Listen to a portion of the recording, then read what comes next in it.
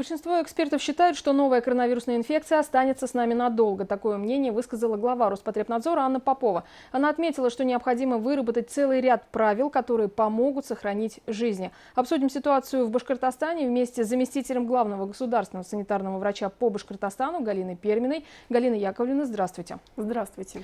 Как вы характеризуете текущую ситуацию в Башкортостане? Насколько интенсивно распространяется заболевание? Эпидемиологический процесс в Республике Башкортостан находится на некоторой стадии стабилизации, потому что характеризуется темпом прироста 0,4-0,5. И как бы нас это... мы считаем, что это положительный момент. Но, тем не менее, коэффициент распространения остается на уровне 0,9 и иногда единица, что говорит о том, что все-таки процесс эпидемиологически распространяется среди населения. Как это влияет на принимаемые властями и в том числе Роспотребнадзором меры? Что берется во внимание прежде всего?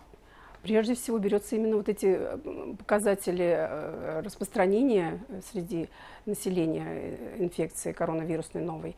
И темп прироста берется, и также обязательно берутся во внимание дополнительные показатели. Это внебольничная пневмония, которая также имеет некоторый рост у нас еженедельный. Вот. И уровень летальности. Уровень летальности в республике находится на низком уровне. Также характеризуется состояние эпидпроцесса это свободным коечным фондом, который у нас на сегодня 49%, что тоже в пределах нормы, потому что не менее 50% должно быть для того, чтобы перейти на следующий этап снятия ограничительных мероприятий.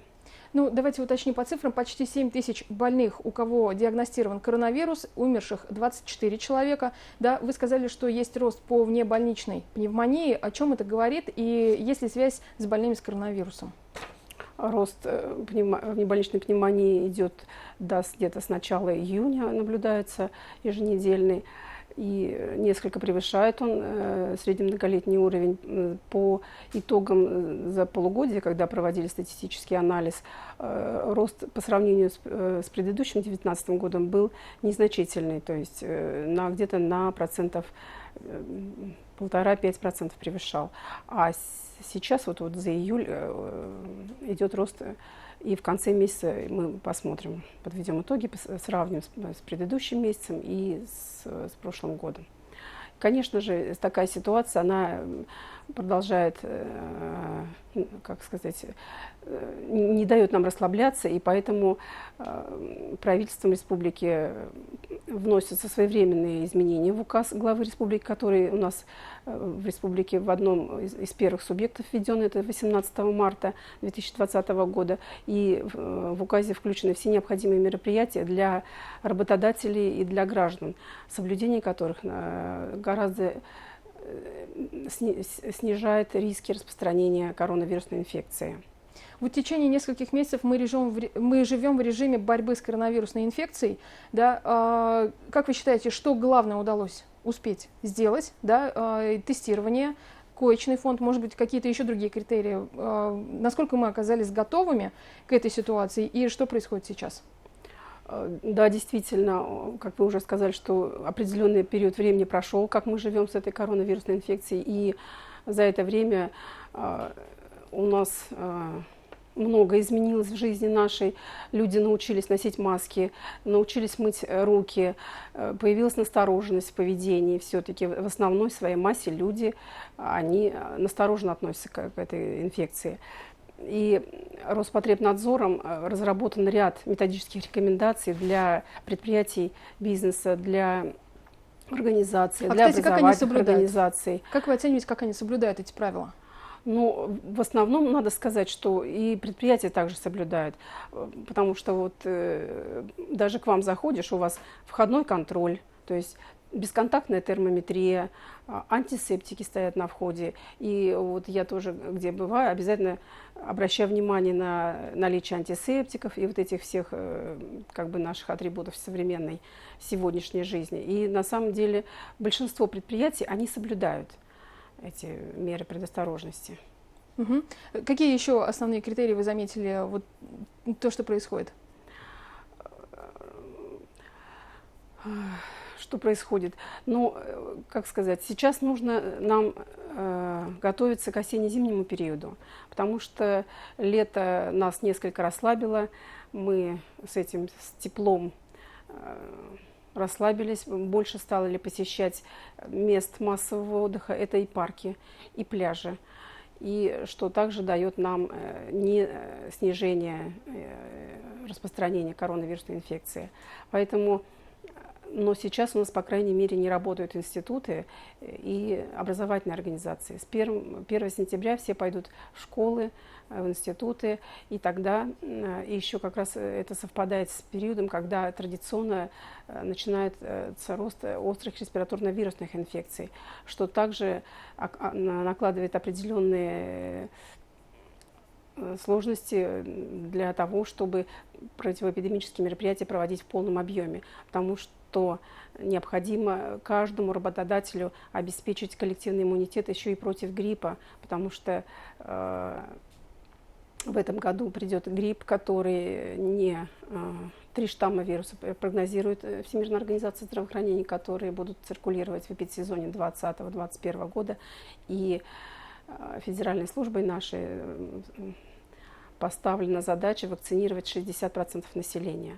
А коллектив, чтобы иметь коллективный иммунитет, должен иметь 75% вакцинированных. Это делается для того, чтобы не сложилась микс-инфекция, то есть грипп плюс коронавирусная инфекция, что также негативно может сказаться на течении заболевания. Ну, коронавирусная инфекция живет 72 часа, и подтверждаете ли вы точку зрения, что действительно важна дезинфекция, да, и как это работает? Да, научным центром Роспотребнадзора «Вектор» в городе Новосибирске проведены исследования по именно эффективности дезинфицирующих средств. И было доказано, что вирус коронавируса живет на поверхностях, на металле, на линолеуме, на поверхности пластиковых каких-то предметов, оргтехники более 48 часов. Это точно доказано. Но и доказано то, что что дезинфицирующие средства, которые содержат спирта, хлорсодержащие препараты, изопропиловый спирт, четвертичные аммониевые соединения, они очень эффективны. И поэтому дезинфекция, она остается актуальной на все времена. И это одна из таких мер общественной гигиены. У нас есть личная гигиена, когда мы свои руки моем, а есть общественная гигиена, когда нужно проветривать помещение каждые 2 часа, проводить дезинфекцию всех поверхностей, проводить дезинфекцию воздуха рециркуляторами. Что еще? Это соблюдать дистанцию 1,5–2 метра обязательно. Поэтому на предприятиях, на всех, которые заботятся о здоровье своих сотрудников, разработаны графики посещения, чтобы уменьшить потоки встречные работающих. И этот же принцип заложен для образовательных организаций, которые планируют начать работать 1 сентября, и для организаций высшего образования. Как чаще всего распространяется вирус? Путь распространения воздушно-капельный. То есть прежде чем попасть на поверхность какую-то, человек должен чихнуть, кашлянуть на какую-то поверхность, и на этой поверхности уже будет больше 48 часов. Если мы не будем трогать эту поверхность, вирус будет находиться. И если человек потрогает руками эту поверхность, а затем потрогает нос, глаза, рот, то, естественно, занесет на слизистую оболочку, и будет открыт путь для коронавируса.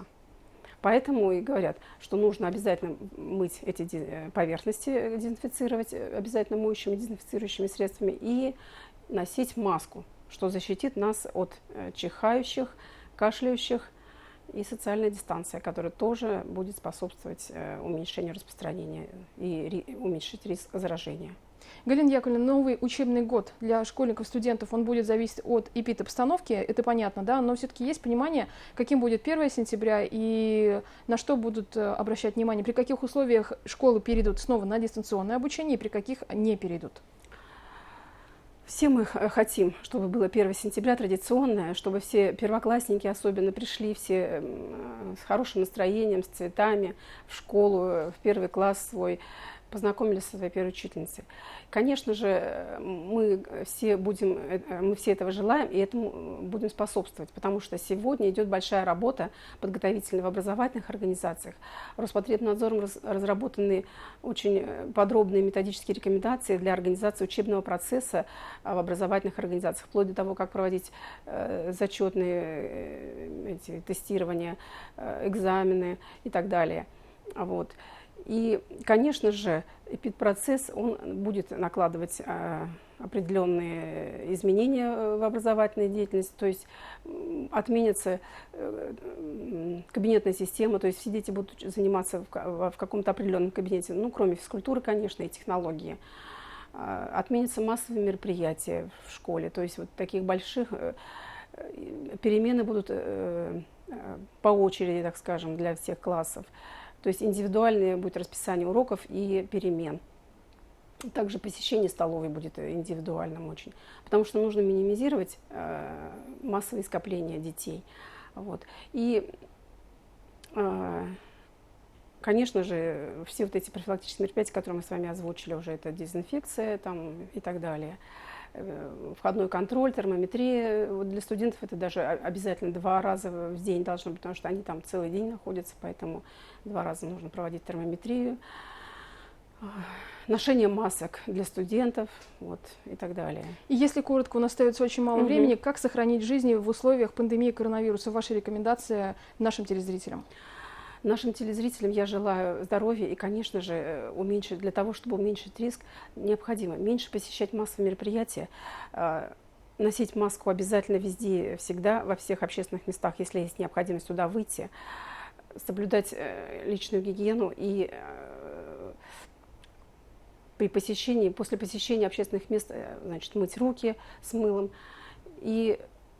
А дома? Дома что вы рекомендуете? Дома то же самое, значит, тоже уборка помещений, проветривание. И особенно когда вот сейчас же все-таки сезон туристический открывается, 3 слова хочу сказать про тех, кто собирается куда-то поехать. Нужно выбирать места отдыха при планировании, значит, отдельные номера, пользоваться индивидуальным транспортом, желательно такси, кушать только в местах проверенных и желательно без шумной компании, так сказать. То есть соблюдать все те же принципы, которые мы уже в течение, вот, как вы сказали, 5 месяцев, даже больше, потому что Роспотребнадзор начал разработку всех рекомендаций, а мы начали разъяснительную работу среди населения прямо с января месяца уже этого года. Вот, и поэтому я надеюсь, что это приносит какие-то плоды, и все-таки мы эту инфекцию, конечно же, когда-то победим. Будем ждать этого момента. Спасибо большое, Галина Яковлевна. Я напомню, что гостем программы «Интервью» в эфире Башкирского спутникового телевидения была заместитель главного государственного санитарного врача по Башкортостану Галина Пермина, и мы говорили о том, как сохранить жизнь в условиях пандемии коронавируса. Оставайтесь на БСТ.